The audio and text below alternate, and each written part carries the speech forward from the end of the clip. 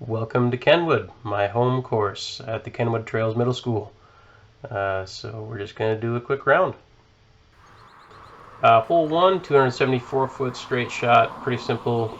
Just make sure you get it far enough. I managed to get my NV pretty much right under the bucket. It was one of the nicer shots I've had on this hole. And a nice little tap in to start things off with a bird. Hole 2, it's only 262 feet, but it is kind of uphill, so I disc up to a volt, and I tend to try to hang it wide. I did not hang this one wide enough, so it kind of skips right at the basket and ends down the hill, which is unfortunate. So this is the main danger. You can get some pretty nasty skips down all the way to that fence line down the hill. And then it's kind of a hard putt to get all the way back up the hill. Not my best effort getting up that hill, and just gonna take par.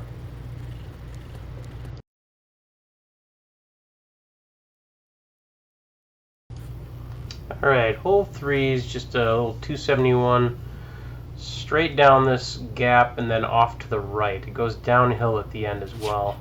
You can opt for a backhand turnover, or I've been going and having pretty good luck with the forehand if you can get past those trees. Had an awkward approach with this tree right in the way, so I opted to go forehand putt, and this is so sad, but I was convinced that was in, but somehow got knocked out. Oh, it hurts. And yeah, just a little tap in for the par. A little disappointment on that one. Hole 4 is a fun hole. We go straight down this fairway. It's fairly short, 224 feet, but you got to pick your gap. Most people are going to go to the right side of these two trees here by the short tee pad. You can go left if you want to play really safe, but you're essentially trying to take out and down this hill. You follow the path all the way to the bottom, and you can see the blue basket way down there. So it's a fun line. So I'm opting to throw a turnover paradox down the hill here. Fortunately, that was a little too tight and caught a tree. Yeah, once you're off the fairway on this one, it's a bit of a scramble. Just got to hope to find a gap. Here it was sort of a little forehand. Hyzer seemed to get relatively safe through here.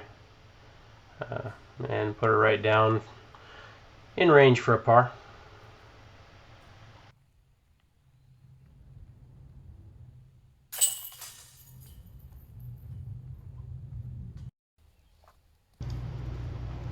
Hole 5 is just a short jaunt down this tunnel.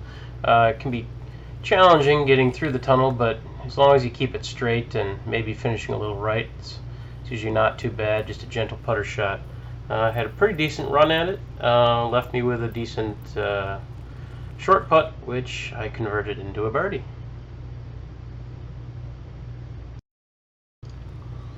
Hole 6 is definitely going to be one of the hardest holes on the course. For the drive, it's incredibly uphill. You can't tell from the video, but essentially you want to get up the hill and be skipping left to have any sort of second shot. Here we can see from the top of the hill back at the tee pad as we swing around. Very shaky. But yeah, you can see down this gap straight ahead where the camera's pointed. That's where you're heading. So for my second shot, I was stuck behind this tree. Didn't really have a great way out. There was a slight gap between the trees to try a roller, and I tried it. And unfortunately caught the one tree I was trying to avoid, which, yeah, not great. So throwing 3 now in sort of the middle of the fairway. I do have a big tree in the way of the line I want, so it's either a forehand flex or a backhand flex around this tree. I opted for the forehand with a crave, just to try to get it to sort of hold a little bit longer. And got a nice throw. The crave just either didn't turn enough or didn't come out fast enough and ended up hitting directly into the bunch of trees at the bottom of the hill. And then now I'm looking at trying to get around this clump of trees towards the basket. Ended up being a forehand putter shot. Just try to float something up there and into the only guardian tree. So that I can clean up for my first bogey of the round. Not an uncommon occurrence on this hole. I struggle with this one.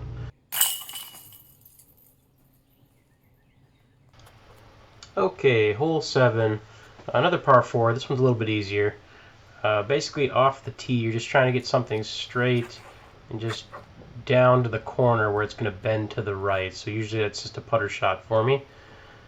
As you can see as we're walking up the fairway, you can see the short basket there, but the long fairway keeps going down and around this corner, about the same distance as you're going to get off the tee. This is about where you want your landing zone to be, somewhere here next to the short basket on the left. And then the basket's actually down in that clump of trees at the far end. So I was kind of a little far off to the side, took a paradox and just tried to do a gentle shot down the middle. Hope it flowed back just enough to the left. Worked out pretty decent, got myself a putt. And this for par, which I am very happy with. This is another one that gets me. Hole 8, a short uphill shot that curls off to the right. Basically, we're looking from the catch cam. You want to end just to the left of the screen right now. I kind of took the outside route, got a lucky kick, put me kind of in position. You want more of a turnover normally. But I did have a putt. Not too bad. A lot of guardian trees for this basket and another nice little bird.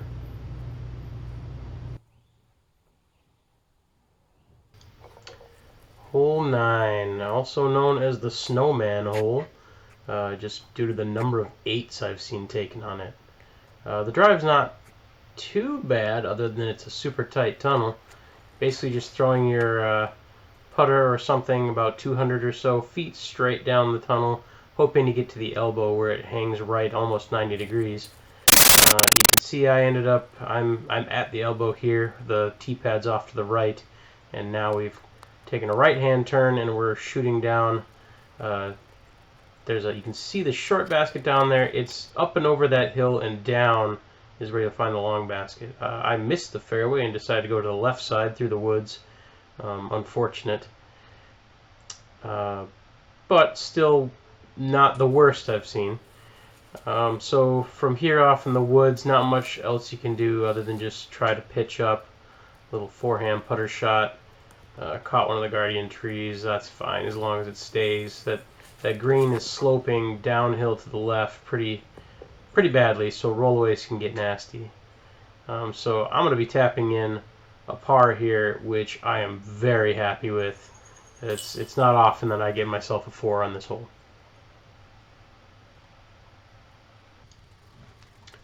Hole 10, just a simple little downhill. Usually the play is a nice little hyzer that skips off the dirt for the ace run. I just missed it there, but gave myself a pretty easy little comeback putt, and I doinked it off the top. So that's an unfortunate par on a very, very birdieable hole.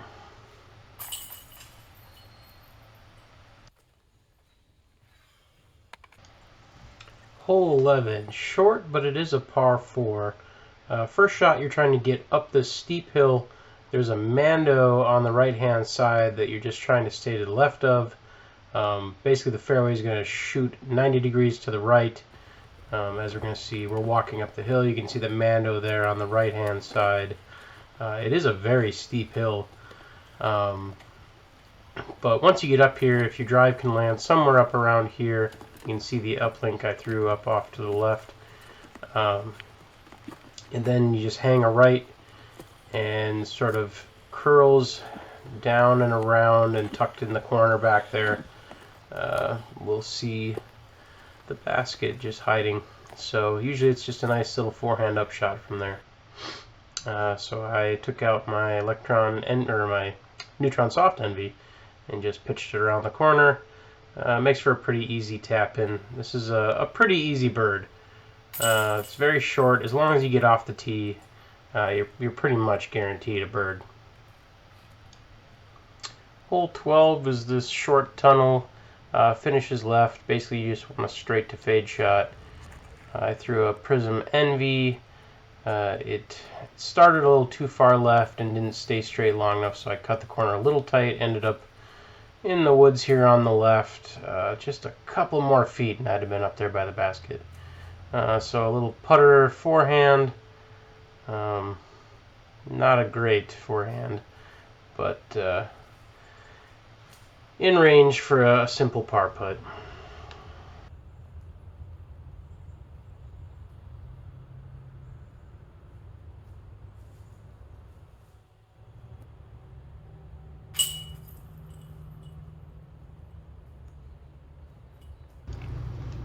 Hole 13, straightforward, up the hill, 249 feet, just throw it straight, let it fade into the basket. Threw myself an Envy up there.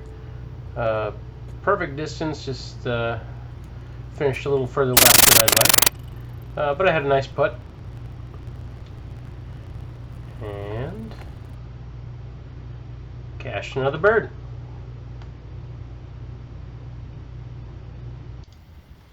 Hole 14, straight down this tiny little gap. I opt to go high hyzer to crash the trees. It works more often than not. It's a lot easier than hitting that little gap down the middle. Ended up with a decent little putt.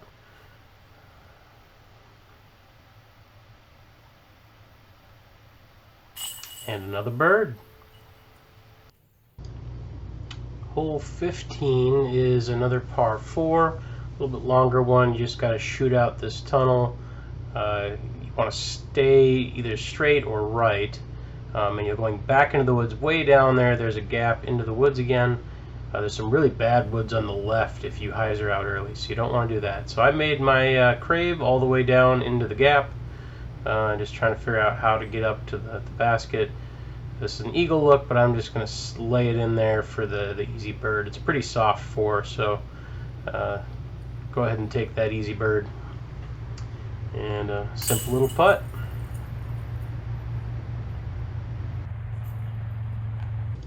'16 is a very interesting and very specific shot. The fairway actually splits in a Y, and there's a left and a right gap. The forehand flex down the left gap is my usual play. That one held a little longer than I'd hoped and caught a tree, dropping me just shy of the green. So I'm kind of stuck in this rough over here. Just got to try to pitch up to the basket to get my par.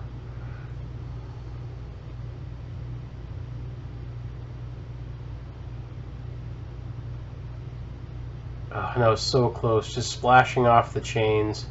Wouldn't have been an absolutely amazing 2 to keep the birdie train going, but that's still fine. Tap in the 3. I'm not going to complain too much.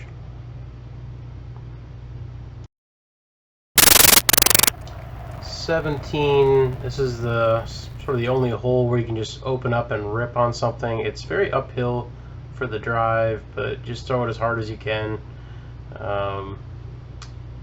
Yeah, it's a pretty soft 4 though, because if you get a decent drive, it's just a simple little upshot.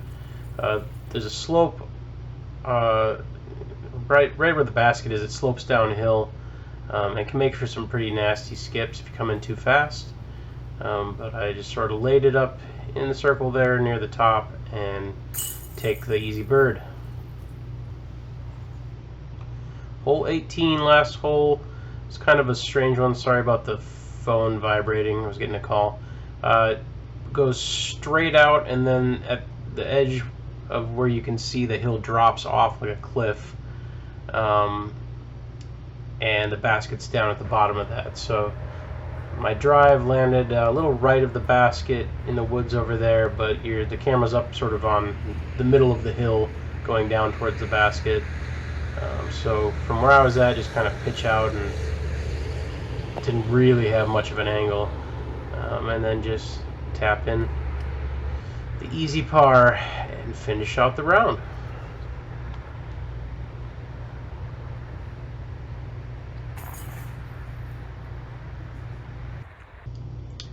And that is the round. Actually, a really good round, tied for my personal best.